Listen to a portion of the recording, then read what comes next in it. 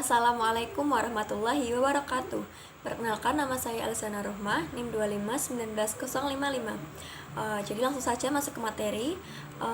Di sini saya akan menjelaskan mengenai sejarah masuknya Islam melalui pendekatan sufistik atau sufisme.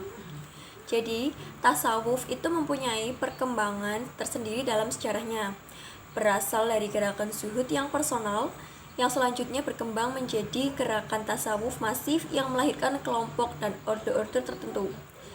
Berawal abad kedua Hijriah, sikap asketis yang tumbuh adalah apresiasi terhadap perilaku kehidupan Nabi Muhammad yang penuh sahaja. Dan beliau sebagai model abid sejati menginspirasi para sahabat yang hidup pada masanya untuk melaksanakan praktik-praktik ibadah sebagai proses pendakian jiwa menuju Allah.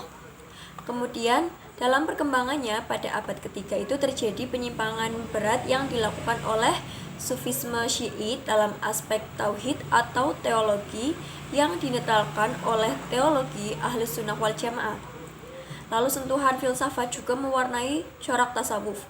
Pada abad ke-6 sampai ke-8 Hijriah, lewat konsepsi Ibnu Arabi, corak ma'rifat yang dikembangkan adalah hubungan antara fenomena alam yang pluralistik dengan Tuhan sebagai prinsip keesaan yang melandasinya, yang populer dengan doktrin wahdah al-wujud. Kemudian, sempat terjadi ketegangan antara kaum sufi, salafi, dan para filosof sufi semakin memperluas jurang pemisah keduanya. Sehingga pada abad ke-8 Hijriah, Ibnu Taimiyah itu muncul dengan gagasan neo-sufi sebagai respon terhadap beberapa persoalan sosial masyarakat yang terabaikan pada masa itu. Dan gagasan ini berkembang hingga sekarang untuk membebaskan manusia muslim dengan pemahaman dan pengamalan ajaran agama secara integral.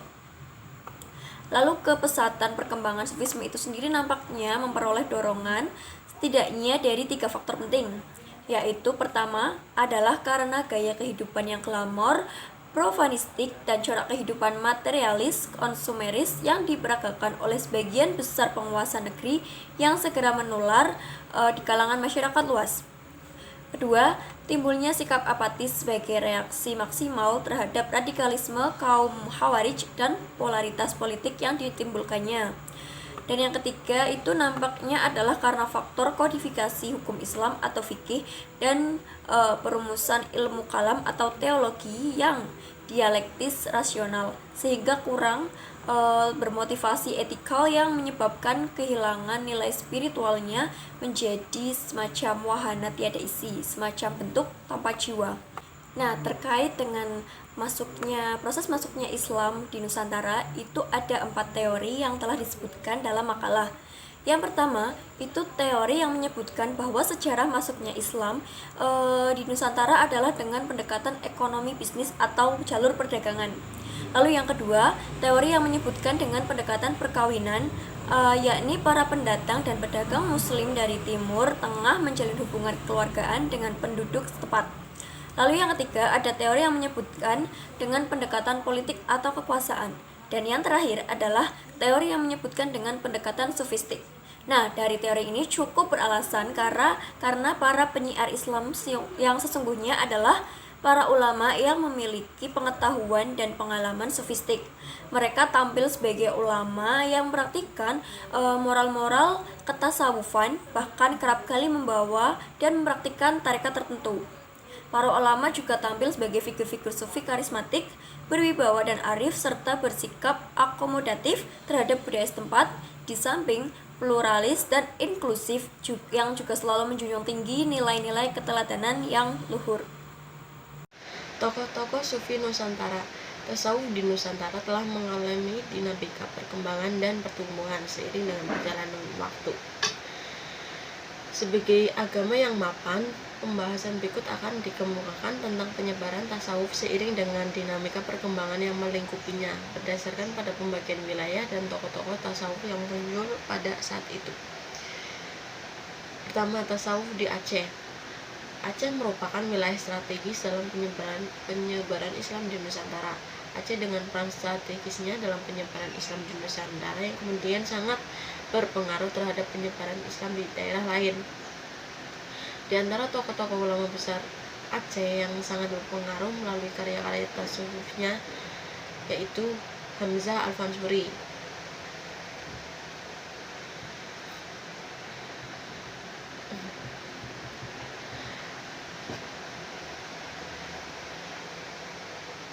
Hamzah Fansuri disebut sebagai penganut tarekat Qadiriyah yang dinisbatkan kepada Syekh Abdul Qadir Al-Jailani. Di antara karya-karyanya adalah pertama Syarab Al-Asyikin, 2 Asrul Al-Arifin, Fi Bayani Jim As-Suluk wa At-Tauhid, yang ketiga Kitab Al-Muntaha, yang keempat Rubai Hamzah Fansuri. Dan tokoh selanjutnya Samsuddin As-Sumatrani. Samsuddin As-Sumatrani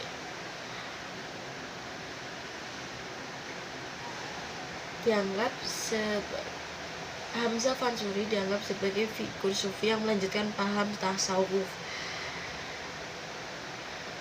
Wihdat al-Wujud yang dikenalkan dan dikembangkan oleh gurunya Samsuddin As-Sumatrani. Juga dikenal sebagai penyebar ajaran martabat 7. Samsuddin As-Sumatrani meninggal pada malam Senin 12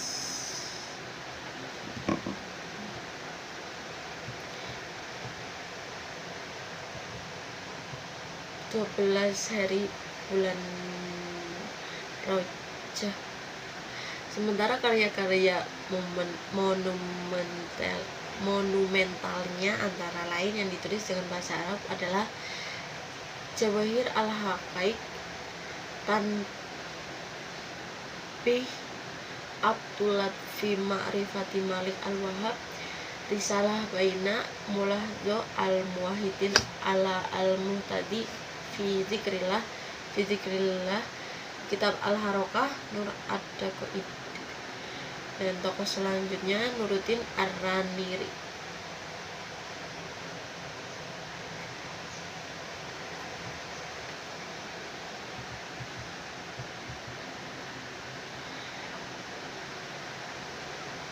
Ar-Raniri disebut sebagai ulama Sunni yang konsisten. Terdapat tidak kurang dari 30 karya Ar-Raniri, yaitu Asyirat Al-Mustaqim, Durat Al-Farid, Hidayah Al-Habib, Bustan As-Salatin, Nubzah fi Da'wa Azil, Lataif Al-Asror, Asror Al-Jinsan, At-Tibyan, Ahbar Al-Akhirah, Il-Adsil. Dan tokoh selanjutnya Abdur Ar-Rauf As-Sinkili. As-Sinkili adalah pengikut tarekat Syatariyah dalam perangkat tasawuf Sunni yang mempelajari dari Syekh Ahmad Al-Qasosi di Madinah. Karya-karya As-Sinkili antara lain Mi'raj At-Tulab, Hidayah Al-Balighah, Umdat Al-Muhtajin, Syams Al-Muhtajin, Daqa'iq Al-Huruf, Turjumat Al-Mustafid, Takbir Al-Bayan, Juda Al-Bayan, dan Tasawuf di Sumatera. Menurut Buka Tanjrasasmita dan Hasan Mu'arif Ambari sebagai dikutip M. Soleh bahwa Islam mulai masuk ke Sumatera Selatan dan berkembang pesat setelah abad ke-15 Masehi. Dan tokoh-tokohnya yaitu Abdul As-Samad Al-Palimbani.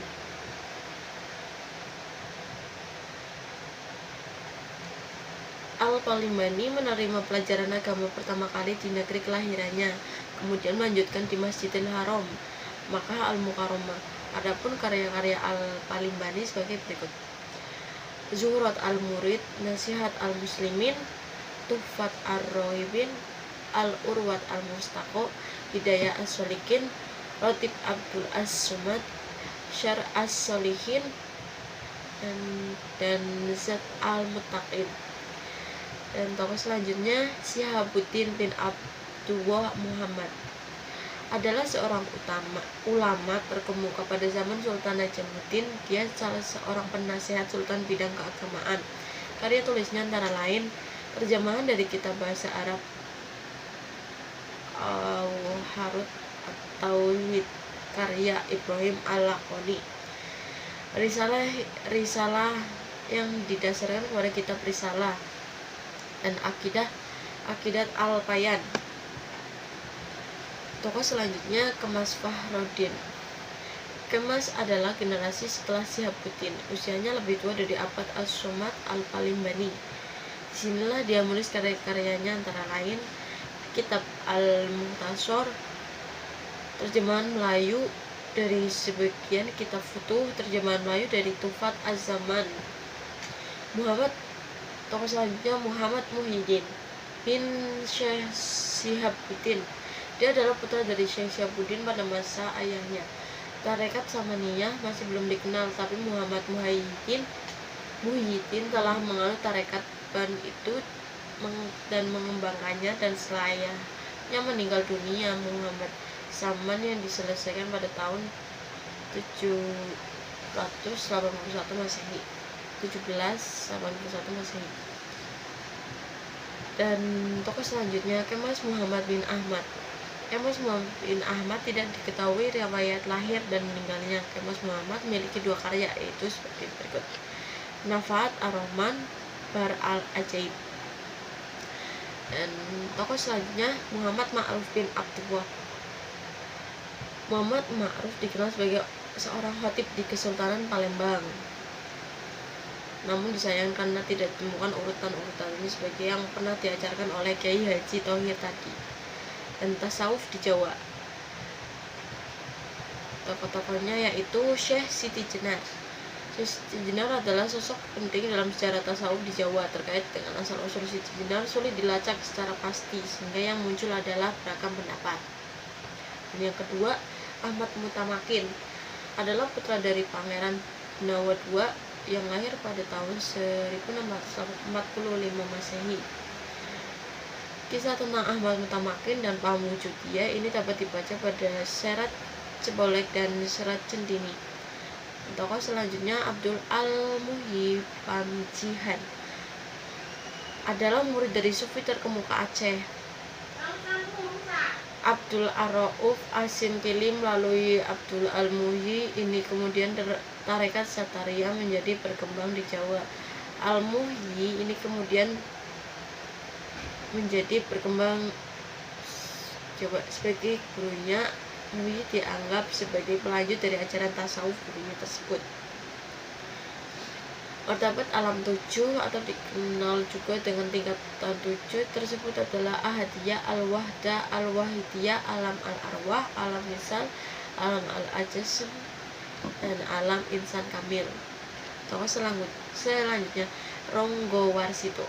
Semasa kecil, Ronggo Warsito bernama Bagus Burhan. Ronggo Warsito sangat produktif dalam menulis. Menurut Kartono Partakusuma sebagai dikutip Alwi Shihab, jumlah karya-karya Ronggo tidak kurang dari 50.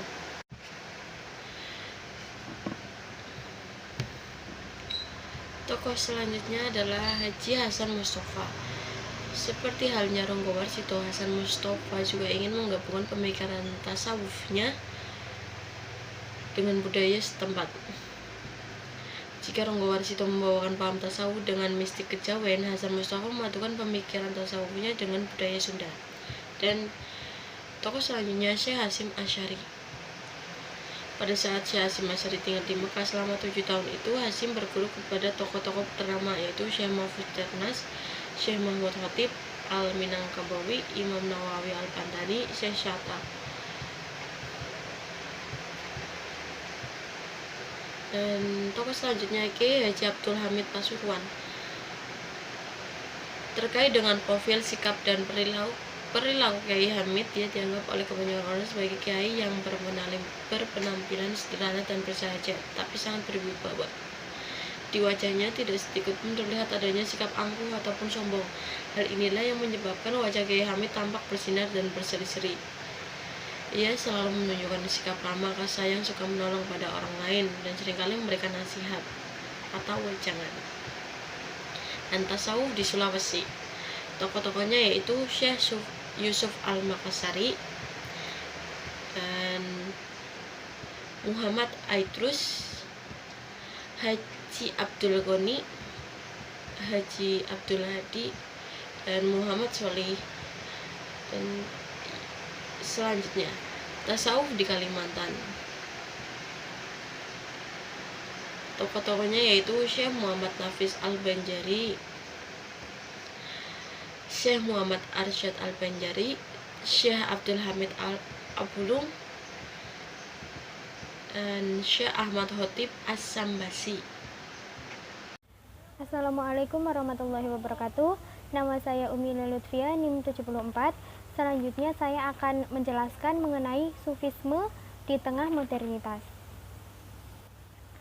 Masyarakat modern sering digolongkan sebagai the post-industrial society atau suatu masyarakat yang telah mencapai tingkat kemakmuran hidup dengan perangkat teknologi yang serba mekanik dan otomatis.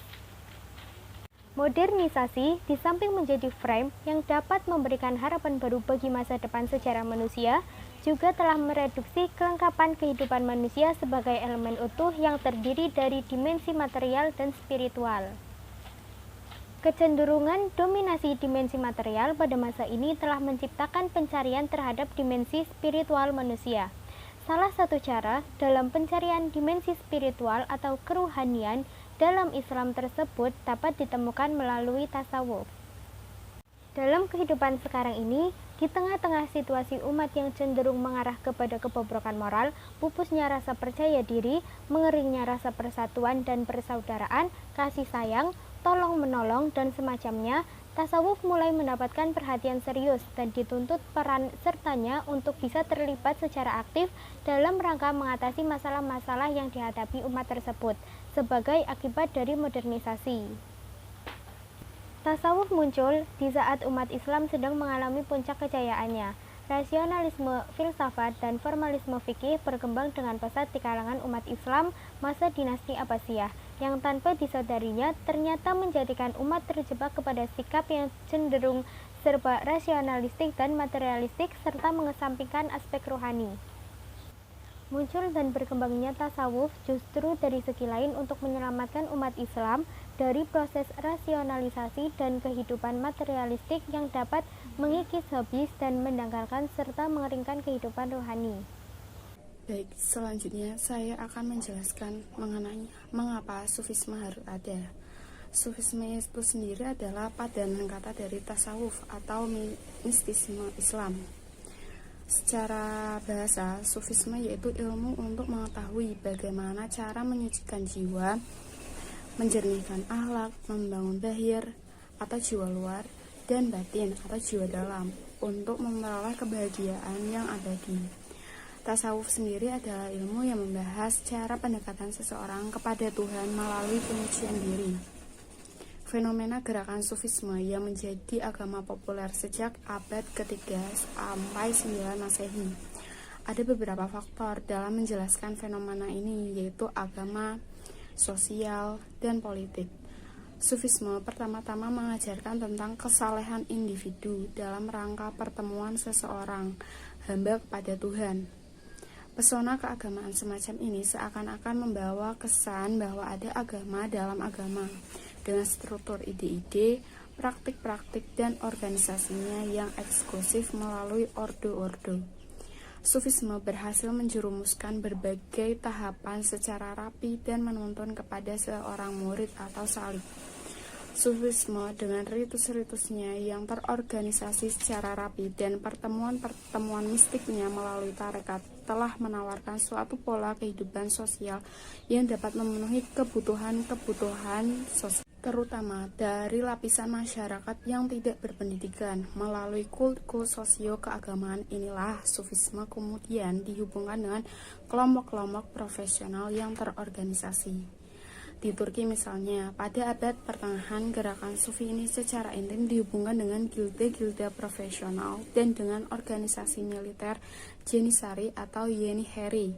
Bahkan semua profesi pekerjaan seringkali dihubungkan dengan nama-nama wali tertentu. Hal ini tampak pula pada kehidupan sufisme di Jawa. Terdapat judul Bisnis Kaum Sufi oleh Abdul Munir Mulhan yang merupakan studi atas tradisi berdagang pada kalangan pengikut tarekat di Kudus. Sufisme juga merupakan benteng perlindungan terhadap otoritas negara, terutama sejak abad ke-5 sampai 11 Masehi. Ketika kesatuan Islam mulai pudar dan memberi perlindungan kepada rakyat akibat tirani kekuasaan yang zalim, yang justru oleh kalangan ulama fikih dianggap lebih baik daripada kekacauan dan hidup tanpa ketentuan hukum. Hal ini di samping terjadi Turki juga tampak dalam kasus di Afrika Barat dan Utara. Itu dia penjelasan mengenai sufisme dari kelompok kami. Mohon maaf jika ada kekurangan. Terima kasih. Wassalamualaikum warahmatullahi wabarakatuh.